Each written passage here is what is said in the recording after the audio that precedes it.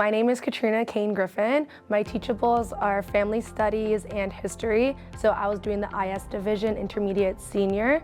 And currently right now I'm in an LTO, but I'm in a special education LTO. In my BED program, I had a good experience. And I know that's not the same experience for everyone, but every professor that I've had was really amazing and really supportive.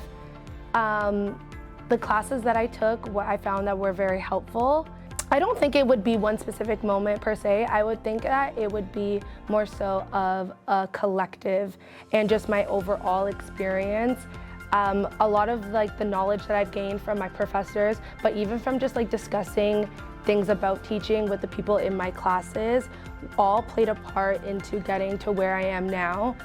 There's a lot of things in terms of even in my experience in high school that led to where I am now. And I wouldn't say that there's a specific thing within the BED program, but it played a vital role just in taking those classes to curate my foundation and my knowledge of how to be an educator that is supportive, an educator that is inclusive. And I've learned that firsthand from educators and professors that were in the program, and just seeing how dedicated they are to their students and how dedicated they are to showing the importance of education, which I think is really important right now, because there is a lot of students, for example, in the schools that I work at, that don't see the beauty in education and what it can do for people.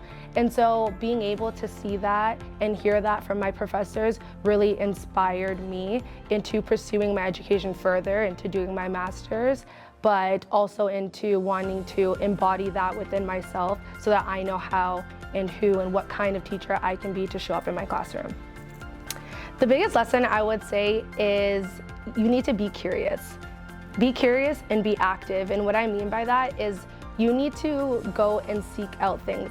Things are just not going to come to you. You need to be curious, ask questions, pay attention to the things around you. If you're in a school, for example, you're supplying in one school, look around in their staff room, see what kind of posters that they have up, see what kind of programs that they have going on in their school. Because when you pay attention to those and then you go to another school, you can compare, and it will give you a lot of information and understanding what you like, what you don't like, and if it gives you information in terms of maybe where you would like to work in the future as a teacher.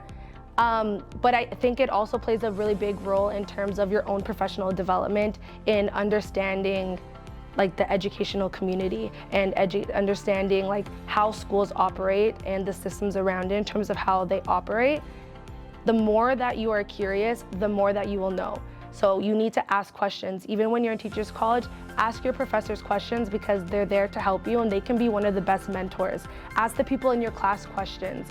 When you are supplying in a school, ask other supply teachers and be like, hey, what was your experience on this? Or how was this school when you went there?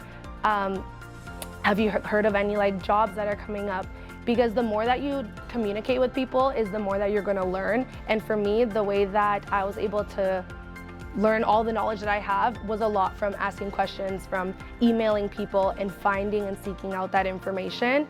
So be curious, ask questions, and be active in the schools that you're going into. So right now my master's is on Black education, more specifically looking at the link between Black student success in schools, in urban schools to be exact. So I feel like that is where my area of focus is going to be going into. I'm currently still working on my proposal right now.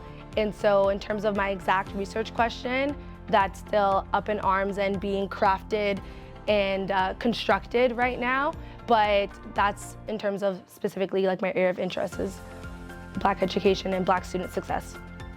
You need to, or I would suggest for you to get involved. So that means reading those emails that we don't like to read, those spam emails. I've found a lot of information from that, and it comes from seeking those opportunities that are there, even if you're a little bit reluctant, because any opportunity that I've seen that I have said yes to was something that I was able to learn, put it into my toolkit, and move further with it and grow with it.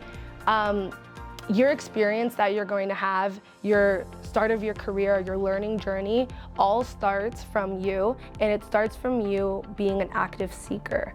And so when you see opportunities arise say yes to the opportunity, because you never know what door that's going to open for you. Whether it's an opportunity that ends up being something amazing or something that's not so amazing, it still gives you an answer, and it still gives you or leads you to a place of where you can be and where you're going.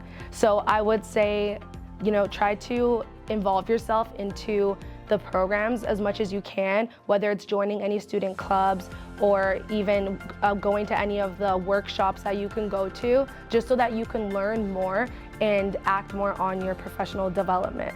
And I would say, I wish that when I was in Teachers College, that I was more involved into my university, because education in the school itself provides so much resources that sometimes when you're on your own or when you're out of that, you don't always have access to. So even right now in my position, I am taking more of an active role in registering for workshops that the Toronto Secondary Unit is putting out and that OECTA is putting out, just so that I can make sure that I'm continuing to dive into my professional development. York U education helped me become the teacher who sees students for who they are and provides them the support that they need.